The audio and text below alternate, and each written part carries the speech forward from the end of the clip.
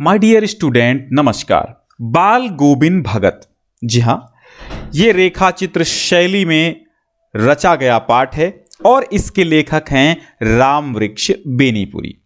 तो रामवृक्ष बेनीपुरी ने लिखा है बाल गोविंद भगत, रेखा चित्र शैली में रचित पाठ है। और इसमें एक ऐसे पात्र का चित्रण है जो कबीर के आदर्शों पर चलते हुए अपने जीवन का निर्वाह करता है। और ग्रामीण परिवेश को चित्रित करने के साथ साथ इस पाठ में ग्रामीण संस्कृति को भी प्रस्तुत किया गया है। तो चलिए हम पढ़ते हैं बाल गोविंद भगत। तो बाल गोविंद भगत मझोले कद के गोरे चिट्टे आदमी थे। 60 से ऊपर के ही होंगे। बाल पक गए थे, लंबी दाढ़ी या जटाजूट तो नहीं रखते थे, किंतु हमेशा उनका चेहरा सफेद बालों से ही जगमग किए रहता। कपड़े बिल्कुल कम पहनते, कमर में एक लंगोटी मात्र और सिर में कबीर पंथियों की सी कनफटी टोपी। जब जाड़ा आता एक काली कमरी ऊपर ओढ़े रहते। मस्तक पर हमेशा चमकता हुआ रामानंदी चंदन, जो नाक के एक छोर से ही औरतों के टीके की तरह शुरू होता। गले में तुलसी की जड़ों की एक बेडौल माला बंधी रहती। ऊपर की तस्वीर से यह नहीं माना जाए कि बाल गोविंद भगत साधु थे, नहीं, बिल्कुल गृहस्थ। उनकी गृहिणी की तो मुझे याद नहीं, उनके बेटे और पतोहू को तो मैंने देखा था। थोड़ी खेतीबाड़ी भी थी, एक अच्छा साफ सुथरा मकान भी था, किंतु खेतीबाड़ी करते, परिवार रखते भी। बाल गोविंद भगत साधु थे, साधु की सब परिभाषाओं में खरे उतरने वाले। कबीर को साहब मानते थे, उन्हीं के गीतों को गाते, उन्हीं के आदेशों पर चलते। कभी झूठ नहीं बोलते, खरा व्यवहार रखते और किसी से भी दो टूक बात करने में संकोच नहीं करते। न किसी से खामखा झगड़ा मोल लेते और किसी की चीज नहीं छूते, न बिना पूछे व्यवहार में लाते। इस नियम को कभी कभी इतनी बारीकी तक ले जाते कि लोगों को कुतूहल होता। कुतूहल माने जानने की जिज्ञासा। कभी वो दूसरे के खेत में शौच के लिए भी नहीं बैठते। वो गृहस्थ थे, लेकिन उनकी सब चीज साहब की थी। जो कुछ खेत में पैदा होता है, सिर पर लाद कर पहले उसे साहब के दरबार में ले जाते, जो उनके घर से 4 कोस दूर पर था। एक कबीरपंथी मठ से मतलब। वो दरबार में भेंट रूप रख लिया, जाकर प्रसाद रूप में जो उन्हें मिलता उसे घर लाते और उसी से गुजर चलाते। इन सबके ऊपर मैं तो मुग्ध था, उनके मधुर गान पर जो सदा सर्वदा ही सुनने को मिलते। कबीर के वे सीधे सादे पद जो उनके कंठ से निकलकर सजीव हो उठते। आषाढ़ की रिमझिम है, समूचा गांव खेतों में उतर पड़ा है। कहीं हल चल रहे हैं तो कहीं रोपनी हो रही है। रोपनी मतलब किसी भी पेड़ पौधों की रोपाई, किसी फसल की रोपाई, मतलब किसी फसल को खेत में लगाना, यही रोपनी होता है। धान के पानी भरे खेतों में बच्चे उछल रहे हैं। औरतें कलेवा लेकर पर बैठी हैं। आसमान बादल से घिरा, धूप का नाम नहीं, ठंडी पुरवाई चल रही है। ऐसे ही समय आपके कानों में एक स्वर तरंग झंकार सी कर उठी। ये क्या है, ये कौन है, ये पूछना न पड़ेगा। बाल गोविंद भगत समूचा शरीर कीचड़ में लिथड़े और अपने खेत में रोपनी कर रहे हैं।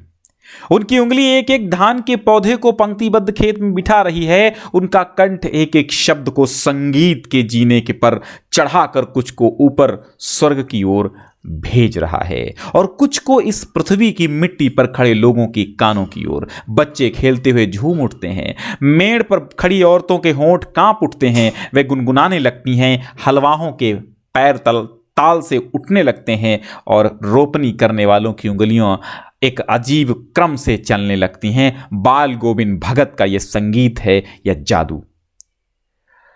भादों की वो अंधेरी अधरतिया। अभी थोड़ी ही देर पहले मूसलाधार वर्षा खत्म हुई है।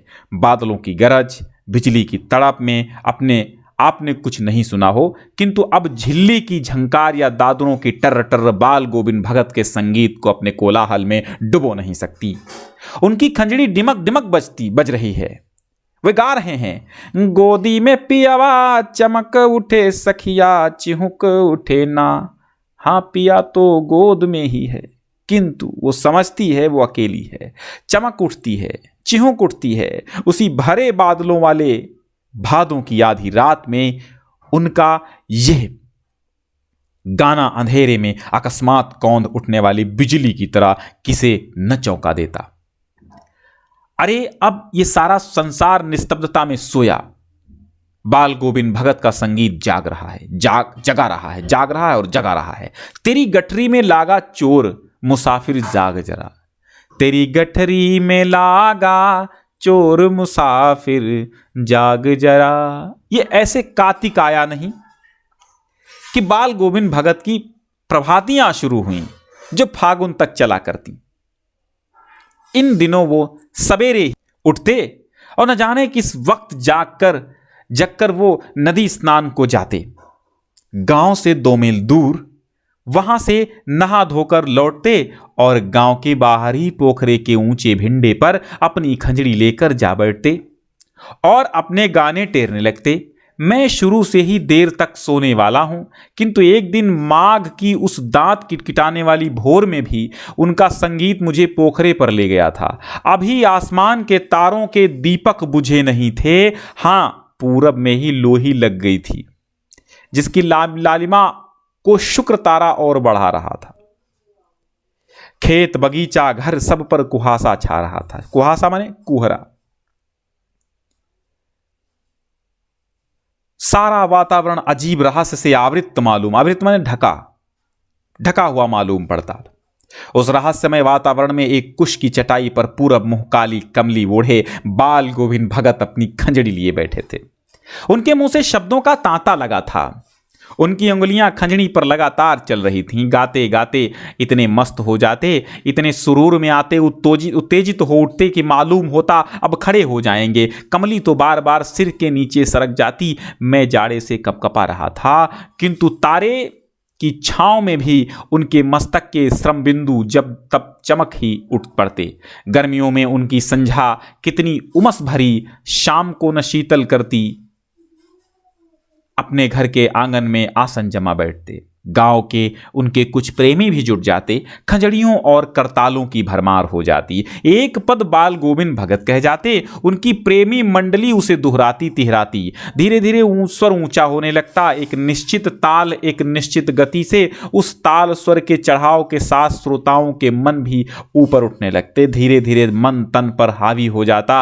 होते होते एक क्षण ऐसा आता कि बीच में खंजड़ी लिए बाल गोविंद भगत नाच रहे हैं और उनके साथ ही सबके तन और मन नृत्यशील हो उठे हैं। सारा आंगन नृत्य और संगीत से ओतप्रोत है। बाल गोविंद भगत की संगीत साधना का चरम उत्कर्ष उस दिन देखा गया जिस दिन उनका बेटा मरा। इकलौता बेटा था। वो कुछ सुस्त और बोधा सा था, किंतु इसी कारण बाल गोविंद भगत उसे और भी मानते। उनकी समझ में ऐसे आदमियों पर ही ज़्यादा नज़र रखनी चाहिए या प्यार करना चाहिए, क्योंकि ये निगरानी और मोहब्बत के ज़्यादा हकदार होते हैं। बड़ी साध से उसकी शादी कराई थी। पतोहू बड़ी ही सुभग सुशील मिली थी। घर की पूरी प्रबंधिका बनकर भगत को बहुत कुछ दुनियादारी से निवृत्त कर दिया था। उसने उनका बेटा बीमार है, इसकी खबर रखने की लोगों को कहाँ फुर्सत। किंतु मौत तो अपनी ओर सबका ध्यान खींच कर ही रहती है।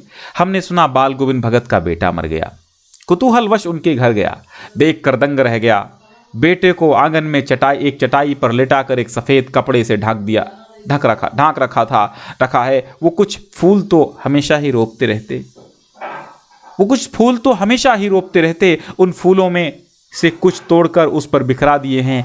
फूल और तुलसी दल भी। सिरहाने एक चिराग जला रखा है और उसके सामने जमीन पर ही आसन जमाए गीत गाए चले जा रहे हैं। वही पुराना स्वर, वही पुरानी तल्लीनता। घर में पतोहू रो रही है, जिसे गांव की स्त्रियां चुप कराने की कोशिश कर रही हैं, किंतु बाल गोविंद भगत गाए जा रहे हैं। हाँ, गाते गाते कभी कभी पतोहू के नज़दीक भी जाते और उसे रोने के बदले उत्सव मनाने को कहते। आत्मा परमात्मा के पास चली गई, विरहिणी अपने प्रेमी से जा मिली। भला इससे बढ़कर आनंद की और कौन सी बात हो सकती सकती है। मैं कभी कभी सोचता ये पागल तो नहीं हो गए, किंतु नहीं, वो जो कुछ कह रहे थे उसमें उनका विश्वास बोल रहा था, वो चरम विश्वास जो हमेशा ही मृत्यु पर विजयी होता आया है।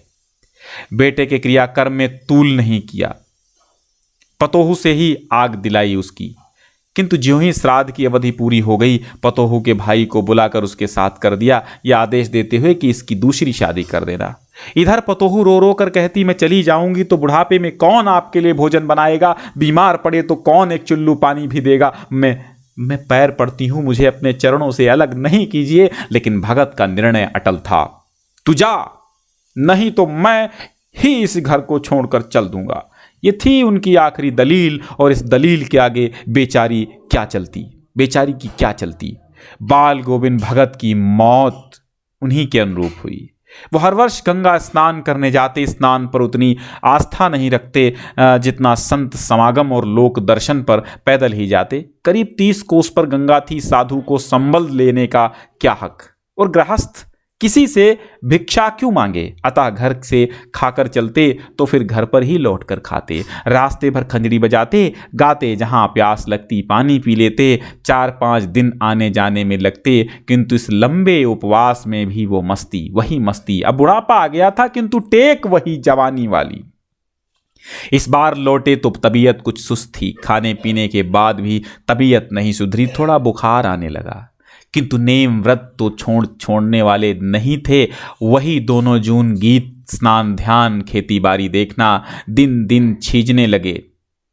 लोगों ने नहाने धोने से मना किया, आराम करने को कहा, किंतु हंसकर टाल देते रहे। उस दिन भी संध्या में गीत गाए, किंतु मालूम होता जैसे तागा टूट गया हो। माला, एक एक दाना माला का बिखरा हुआ। भोर में लोगों ने गीत नहीं सुना, जाकर देखा तो बाल गोविंद भगत नहीं रहे, सिर्फ उनका पंजर पड़ा था।